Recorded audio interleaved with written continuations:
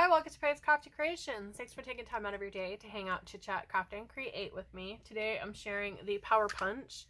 It is from R Mem Keepers. It has a lock on it so it stays closed like that, and I accidentally slid it with my thumb. And then you have the handle that it pops open. It has a feature here to hold your punches. As you can see, I have some in here. The only downside is the chamber there is not that great, so every now and then you have to stop and empty it, but it does lock in place. This is where you put your paper in right here, and then it has two holes here, inverted holes. That's where you're going to put your paper as you slide along. So you want to decide what size paper you're working with and whatnot. And I'm doing a 4x4 mini notebook here, and I have my little spring. And it's not going to be a very thick notebook, so I might have to take some of these pages out because you want to judge by your spring. So my spring is overlapping, so that is good. And I'm using a chipboard covers for the back and the front. So I'm going to start with my chipboard first. And if you're using your Power Punch to make those, you want to do your chipboard covers first. So I thought it'd be fun to use these papers. And I will share how I do that as well for both. So I've got my Eileen's glue here, and I'm going to completely cover the front here with that glue. And I have a flat top on my glue here that allows it to go flat and smooth out that glue as you go. Then decide where you want your cover. So I'm using a 6x6 piece of paper here, and I'm trying to line that up as I go with that 1 inch mark here. And using that liquid glue, you're able to slide it a little bit, which is also going to help push out your glue. And then I cut in a little bit on an angle here, and then do the same there. And you're going to do that all the way around your paper, kind of creating like a sandwich effect.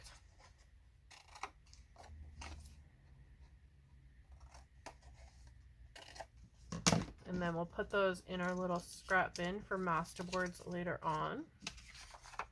You want to train your paper just by going around it, kind of give it where it's going to lay flat against your chipboard. You're going to do this with the back and the front. And now that your paper is trained, come in with your glue, and you can use double-sided tape as well. I just like to use the liquid glue because I feel that it gives you a little bit of playroom for putting your pieces down if you need to lift it back up. I do like to use the Scotch glue as well, but for making the journals like this, notebooks and such, I prefer to use the liquid glue, Eileen's. The Scotch glue, I love that glue, but it dries really fast, so you don't get the playroom that you get with these types of glues, with the Eileen's glue. I think there is another one out there as well, but I don't use that one. So there we have our front cover. So we'll let that dry for a moment, and then I'll repeat the process for the next one. Okay, so we have the back and front covers ready for their next stage, and we want to take our 6x6 papers we're going to use for the inside covers, and you want to go slightly smaller. So I did the 4 inch. So you want to go slightly smaller on your papers that you're going to use to cover. So I'm just moving in a little bit all the way around on my cutting here. And I just realized I'm not on there. Sorry about that. So you're going to go a little bit inward on your cutting if you're using this. If you're using just scissors, just move your paper over slightly. So you can take your paper and just bring it in slightly up from where you're going to be doing that, and then hold it in place and then cut it around. So you cut around. That would work as well. So we have our papers, and we're going to put those right on top of here, but we're going to apply our glue onto the paper, not onto the chipboard, because we're not going all the way around the chipboard. Do you see what I mean? Like that. We're not going all the way around. So we're going to just have it a little bit on there, but not completely cover it. And I just realized that I need to go in just a little bit more on this side. So just a little bit. Need to take that off.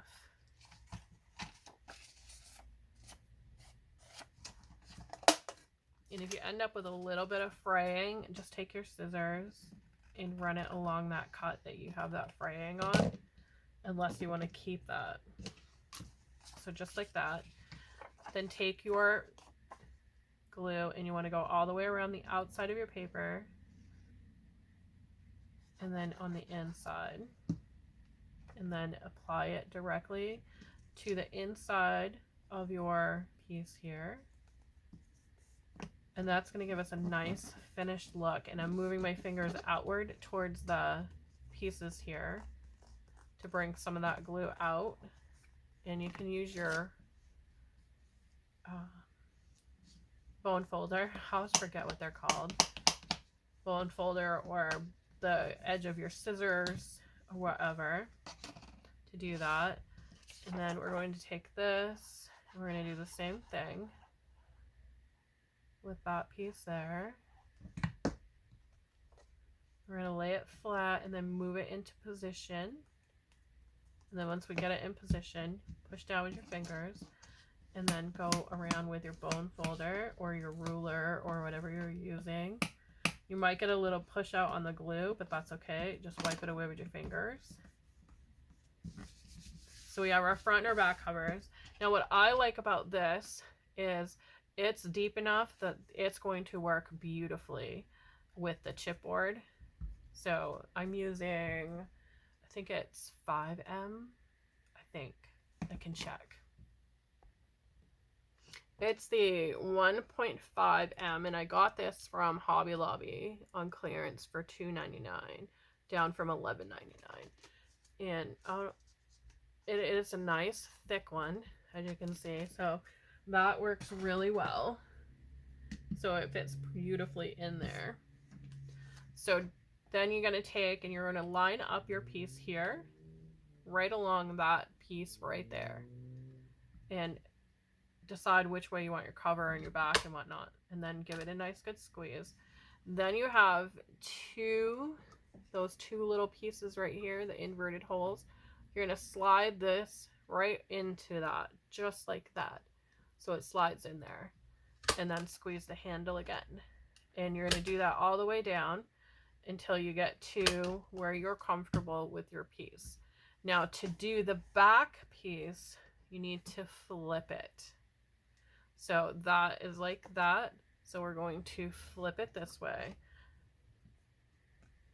And then you're going to do the same thing. Line up your edge right along there and squeeze your handle. And you're going to work all the way down to where it's going to match up with that piece there.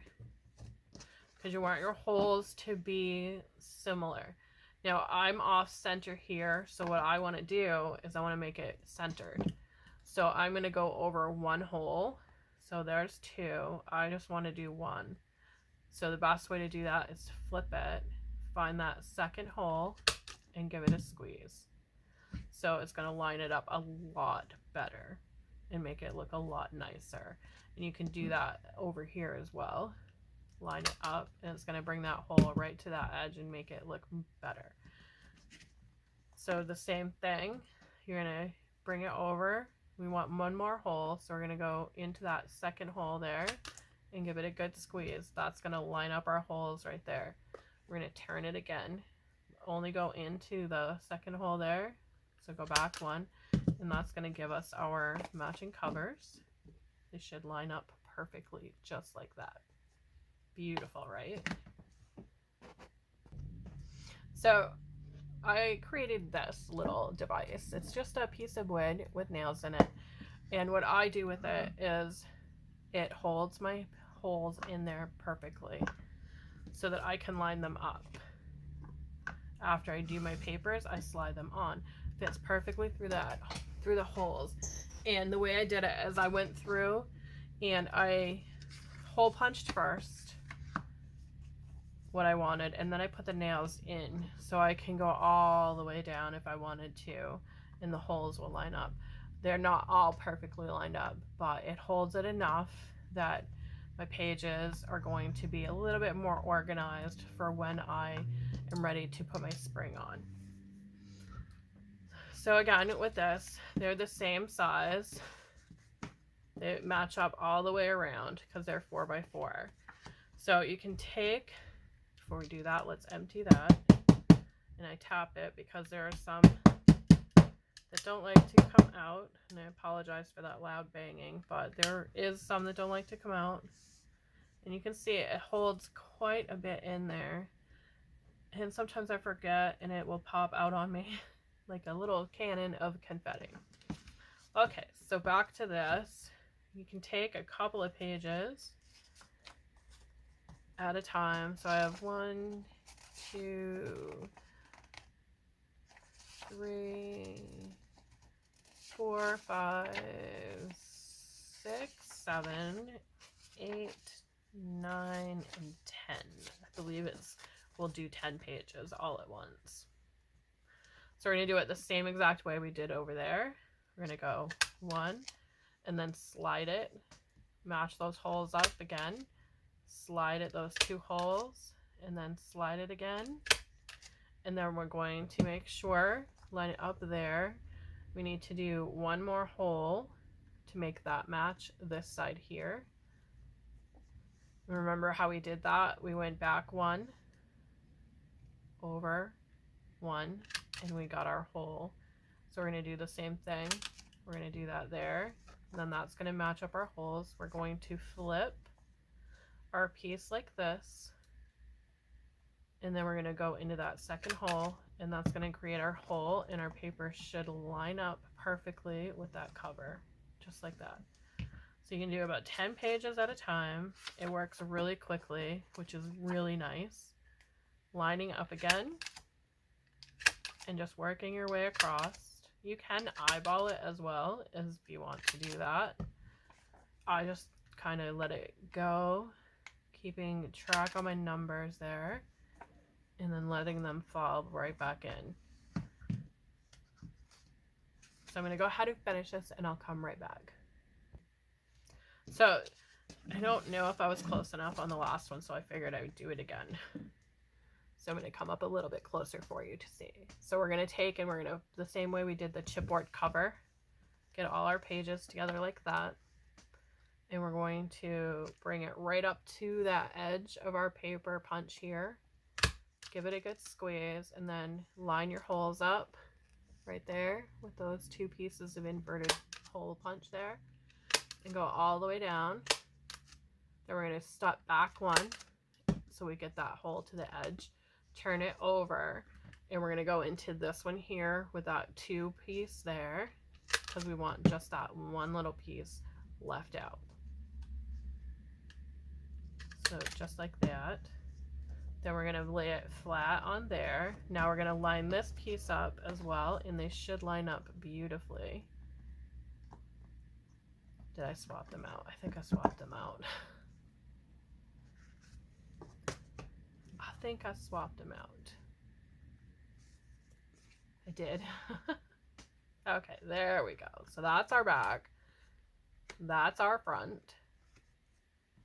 Now I suggest that you use clips for this part here to hold them in place on both sides. So just like that, because you can see our holes are lined up. They fit onto our nails beautifully. So you're going to take your wire here, because we're all done with our punch.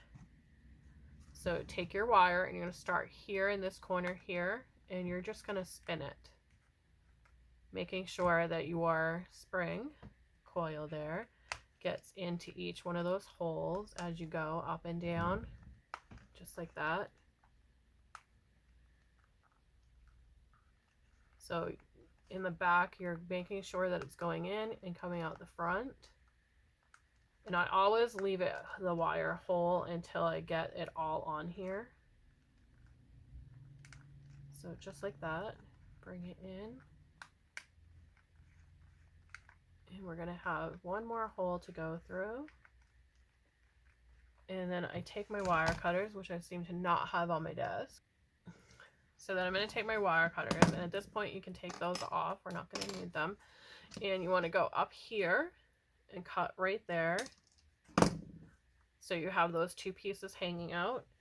Take in some needle nose pliers, and you're going to just grab a hold of that end right there and twist it inward. And that's going to prevent it from going out. And you're going to do the same thing with the other end. Whoops. Grab a hold of that end there and twist it inward. That's going to keep your notebook from going anywhere. And there you have it, a cute little notebook or journal, start of a junk journal. And there we go.